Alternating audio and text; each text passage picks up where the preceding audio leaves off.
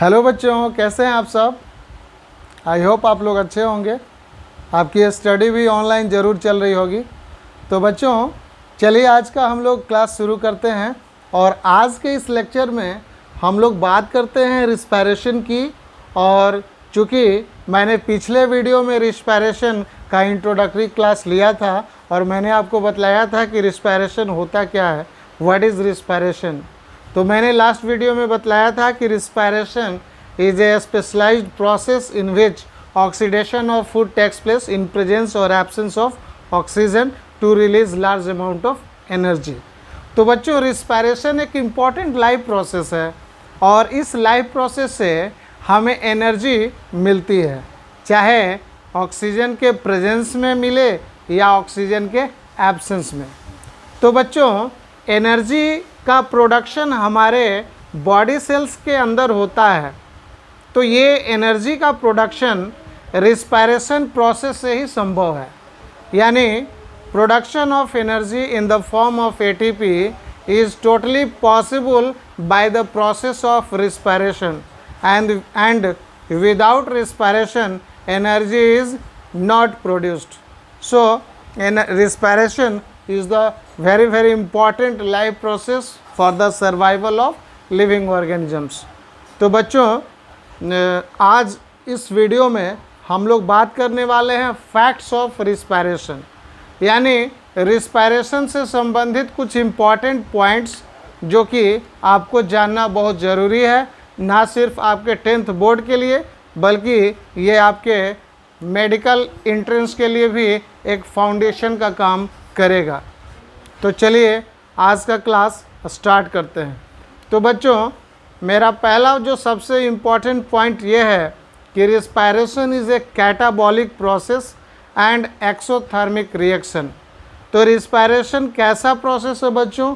ये catabolic process है ना, क्योंकि मैंने पिछले वीडियो में आपको बतलाया था कि रिस्पायरेशन कैटाबॉलिक प्रोसेस है और इस प्रोसेस को हम लोग एम्फीबॉलिक प्रोसेस भी कहते हैं। तो कैटाबॉलिक प्रोसेस क्यों है?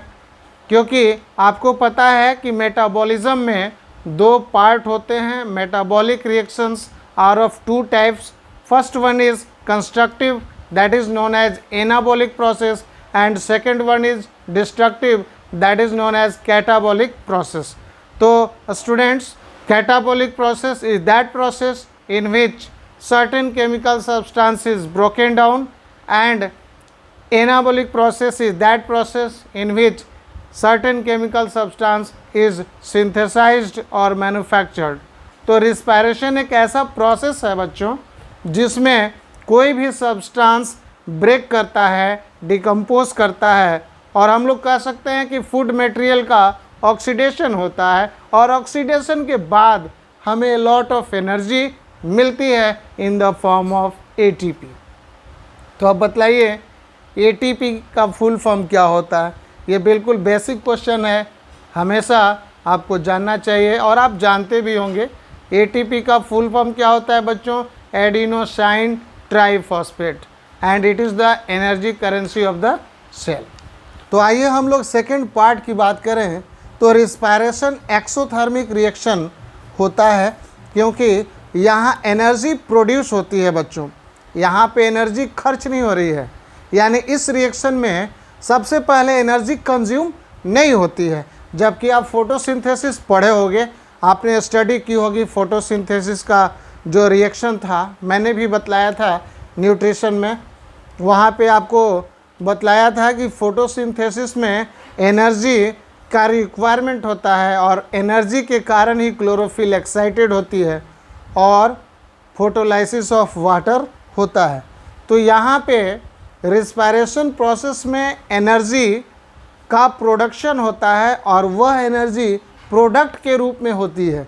तो रिएक्शन में किसी भी एनर्जी की ज़रूरत नहीं होती है, यानी रिएक्शन की शुरुआत यानी स्टार्टिंग जो रिएक्शन का है, यानी रिएक्शन होने के लिए एनर्जी की आवश्यकता नहीं होती है। That's why respiration is exothermic reaction. आप केमिस्ट्री में पढ़ोगे टाइप ऑफ केमिकल रिएक्शन में endothermic reaction and exothermic reaction. तो बच्चों रिस्पायरेशन कैसा रिएक्शन है? एक्सोथर्मिक रिएक्शन है। Exothermic reaction is that reaction in which energy is not required. Okay, तो आइए सेकेंड पॉइंट पे हम लोग बात करते हैं। It is the character of all living cells. Respiration कैसा कैरेक्टर है बच्चों? It is the character of all living cells, यानी ये सभी लिविंग सेल्स का एक इम्पॉर्टेंट कैरेक्टर है जहाँ रिस्पायरेशन एग्जिस्ट करता है, जहाँ रिस्पायरेशन परफॉर्म होता है। थर्ड पॉइंट है it takes place both day and night, यानी रिस्पायरेशन एक ऐसा प्रोसेस है बच्चों जो दिन में भी होता है और रात में भी होता है। रिस्पायरेटरी मटेरियल्स में भी कार्बोहाइड्रेट, फैट और प्रोटीन, यानी बॉडी के अंदर जो रिस्पायरेटरी मटेरियल है वह रिस्पायरेटरी मटेरियल क्या है बच्चों? कार्बोहाइड्रेट है, फैट है और प्रोटीन है। आपको पता होना चाहिए कि रिस्पायरेशन में रिस्पायरेटरी मटेरियल की ज़रूरत होती है। अगर रिस्पायरेटरी मटेरियल नहीं होगा तो बच्चों फूड मटेरियल, कौन सा फूड मटेरियल टूटेगा? आपको पता है कि protein, carbohydrate and fat are the nutrients of our cell, और जब ये न्यूट्रिएंट नहीं होंगे तो कौन सा केमिकल सब्सटेंस टूट कर हमें एनर्जी देगा? तो कार्बोहाइड्रेट, फैट और protein are the respiratory materials. If carbohydrate is present as the respiratory material, respiration takes place on it. यदि कार्बोहाइड्रेट क्या होता है? प्रेजेंट होता है हमारे सेल्स के अंदर, तो रिस्पायरेटरी मटेरियल की तरह वही काम करता है। अगर हमारे सेल के अंदर कार्बोहाइड्रेट प्रेजेंट है तो वह कार्बोहाइड्रेट रिस्पायरेटरी मटेरियल की तरह काम करता है। अगर बच्चों कार्बोहाइड्रेट ना हो तो, यदि कार्बोहाइड्रेट ख़त्म हो जाए, कंज्यूम हो जाए टोटल आपको एनर्जी देने में, और आपने फिर कार्बोहाइड्रेट लिया नहीं, आप भूखे प्यासे हो, तो फिर क्या होगा? फिर दूसरा रिस्पायरेटरी सबस्ट्रेट क्या है? फैट है। तो फैट जो है वो बर्न होगा। हमारे बॉडी के अंदर जो स्टोर्ड फैट है वो स्टोर्ड फैट क्या होंगे? बर्न होंगे, और वो हमें एनर्जी प्रोवाइड करेंगे। तो ये पॉइंट हम लोग बिल्कुल क्लियर हो गया बच्चों कि यदि रिस्पायरेटरी मटेरियल के रूप में कार्बोहाइड्रेट बॉडी के अंदर है तो उस पर क्या होगा? उस पर रिस्पायरेशन होगा। The maximum energy is released when respiratory material are fat. यदि फैट जो है रिस्पायरेटरी मटेरियल है तो सबसे ज़्यादा एनर्जी कौन देगा बच्चों? फैट देगा। तो आप याद रखोगे the maximum energy given by the respiratory material are known as fat. तो फैट एक ऐसा रिस्पायरेटरी मटेरियल है जो हमें मैक्सिमम एनर्जी प्रोवाइड करता है। तो आप जान गए होंगे कि रिस्पायरेशन जो भी हम लोग करते हैं, यानी फूड का ऑक्सीडेशन होता है, तो वो फूड मटेरियल के अंदर जो न्यूट्रिएंट होते हैं वो पहले कार्बोहाइड्रेट होते हैं, इसके बाद फैट होता है, और सबसे लास्ट में प्रोटीन टूटता है। और आपको पता है बच्चों कि जब बॉडी का प्रोटीन टूटने लगेगा तो क्या हम लोग सरवाइव कर पाएंगे?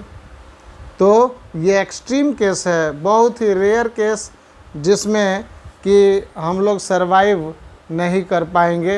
ये बहुत रेयर केस हो जाता है।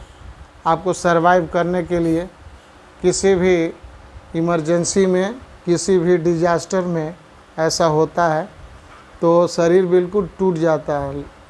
तो इस कंडीशन में हम लोग देखेंगे कि बॉडी को कौन सा रिस्पायरेटरी मटेरियल एनर्जी देता है।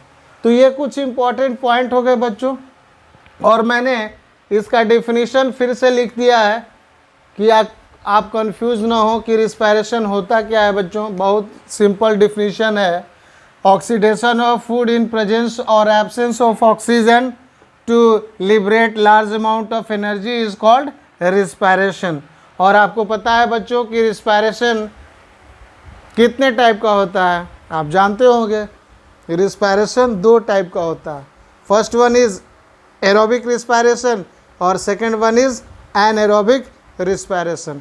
Aerobic respiration is that respiration in which oxygen is present, but anaerobic respiration is that respiration in which oxygen is absent.